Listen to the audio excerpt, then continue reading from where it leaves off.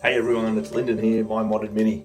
We're going to raise the suspension up on the high-lows on the Mini today. We'll just do a bit of a quick workshop tour first to show you what I'm working with.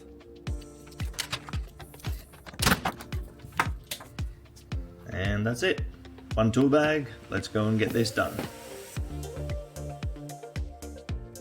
I'll pretty much do all the work out of this one bag and the small version that I've got in the boot of the Mini.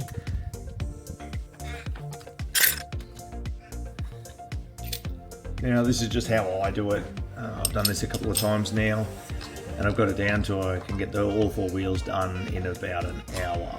Just crack these nuts first and undo them, checking my measurements underneath the car. I've measured from the sill and I've started doing up to the wheel arch as well, as people are generally saying that that's a better way of doing it. Once I've got the wheels off, I take a pair of vernier calipers and measure the distance between the nuts and the end of the adjustable trumpet. I don't have high-low branded ones. I bought these about 25 years ago probably. So they're just an alloy trumpet that was available back then.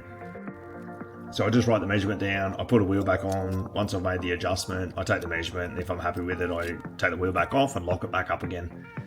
I just use two adjustable spanners. I use a copper slip on any of this sort of stuff. So I've never found that any of it's bound up before. I will bring the camera in a little bit closer here so that you can see how the high-low actually works for anyone that hasn't seen it before. It's essentially just a aluminium trumpet that replaces the standard steel trumpet.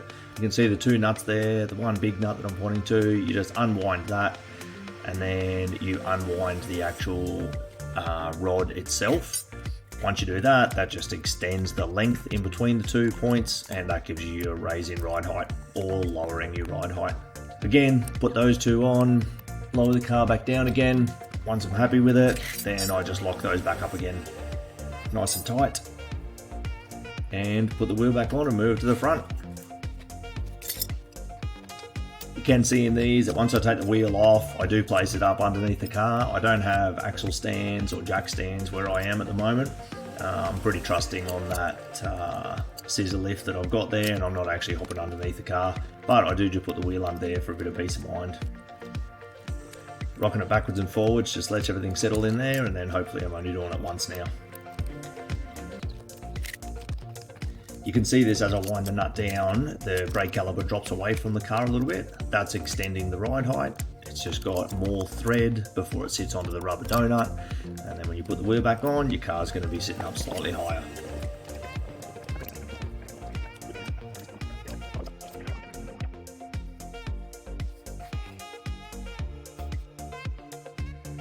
Alright, that's that.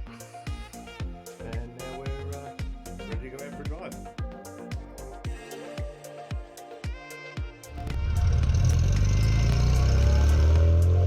Here's another couple of quick videos, one at the back of the car, one at the front of the car, that shows how the suspension works and the travel up and down.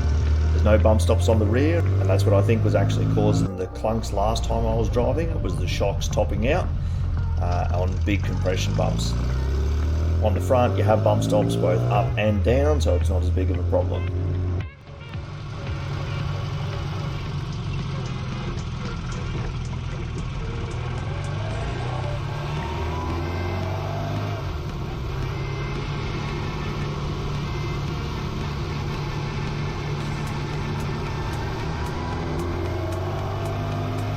The last bit of the video is a couple of minutes of just driving around the beautiful roads on the Mornington Peninsula. As always, like, subscribe if you want to, and comment down below if you have any questions. Thanks.